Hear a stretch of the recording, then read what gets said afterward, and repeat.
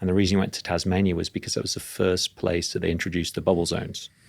So can you tell us a bit about that, why you would go to the efforts of going out of your state to Tasmania and also, because I guess the main part of your work was the signboards at this time, holding up the signboards in front of abortion clinics. Right. Now, what happened was, as you said, in 2013, Tasmania said that they introduced legislation that would mean that nobody could do anything within 150 metres of an abortion clinic, anything that could be regarded as seeking to deter someone from having an abortion. So you couldn't be there to offer help, you couldn't be there to protest, anything. And we were concerned that because that was something that I'd been doing all through the years, was going outside the abortion clinics offering people to help, and people had turned away. Lives had been saved by having been there. And but now they were saying you couldn't be there any longer. And so when this was the first state to say they were going to do this, and we thought, well, we've got to try to challenge this straight away, or if it's not, the other states will just follow suit and you won't be able to go to any abortion clinics in the country.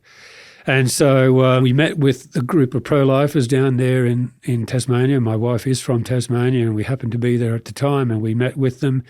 And I said this to them, and they said, yep, we agree, we've got to do something about this.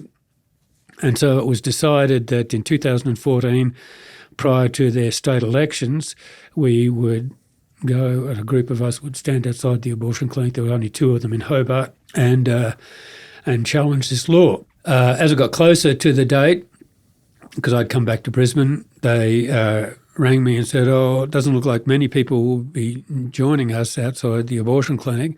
And then a couple of days before, they said, looks like you're the only person that's going to be doing this.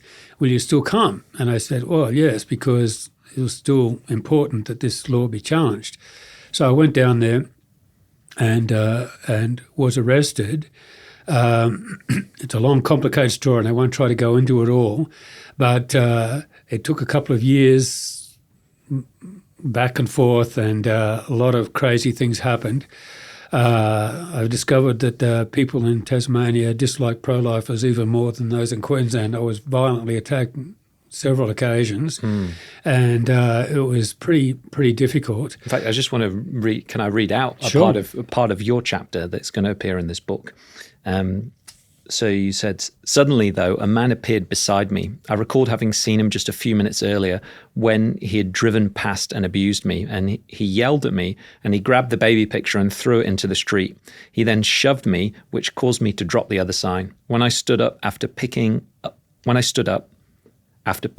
the sign, he then struck me hard on the throat, which caused me to stagger backwards, causing me to almost fall over. I turned and walked away, and he, while continuing to yell, walked off. And then later on, you say that he came up to you again, and he struck you hard in the throat again. And to your amazement, apart from a few hours of discomfort, you did not have any ongoing problems from the blows. So that was good, but it wasn't good that you got hit there.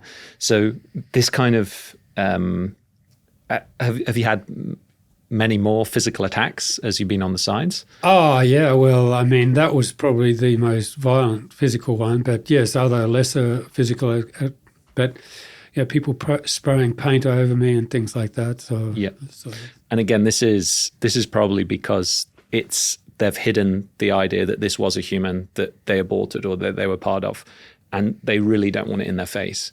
And so that would be my understanding of their motivation. I expect so. So just to summarize the chapter in your book that gives the whole story, the story of your time in Tasmania, could you summarize it for us? After that point, you go there, you challenge it.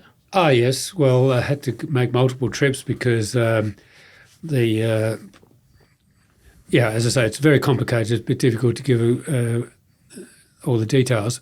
But the end result was that there was a court case and I lost, and I was fined $3,000 for promoting the Universal Declaration of Human Rights on the streets of Hobart. So wow. So yeah, it's pretty ironic that even though Australia is signatory to the Universal Declaration of Human Rights, our courts can say it's illegal to promote them on our streets.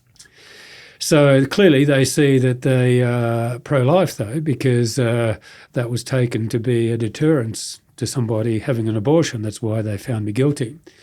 And so that was in the court in Tasmania. We then appealed that decision to the High Court of Australia, our highest court. And it wasn't until 2018 that we got to the High Court of Australia, and the case was heard before the full bench of the High Court, 7 judges. And they had 36 lawyers arrayed against us. Every state of Australia sent, and every territory sent 3 lawyers, and plus others. And we had our 2 lawyers against these 36. And we lost. So it was very disappointing. All 7 voted against, found against us, and it is. And were you in jail at any point during that? Oh, were you released on bail? No. For these, I didn't risk being in jail. I came close, but no, I didn't. And And what was that court case? What was that like? What were you saying? This is a freedom of speech issue, a human rights issue, freedom of speech? No, it was a freedom of speech. And how did they argue against that? Well, you see, in Australia, we don't have a Bill of Rights, and so there is no constitutional freedom of speech. It's not guaranteed, unlike the United States, where it's guaranteed. We don't have that. And the best we've got is an inferred freedom of political speech.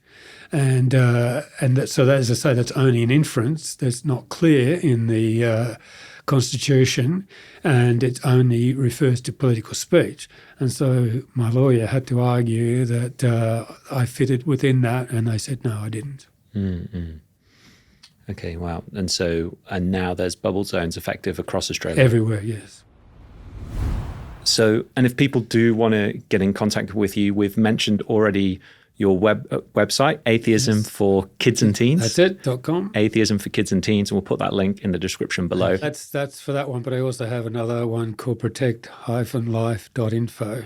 And we're also going to be giving this book away, Is Human Life Special? So we'll be giving an ebook version of this away. All you need to do is click on the link in the description and follow the instructions.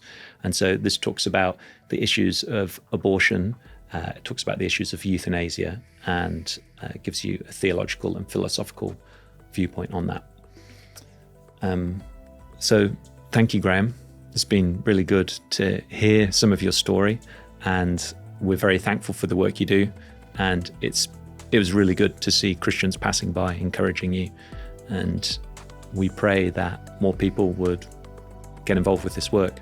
Is there any final things you'd like to say to people listening? I would just encourage everybody to be prepared to take this issue seriously.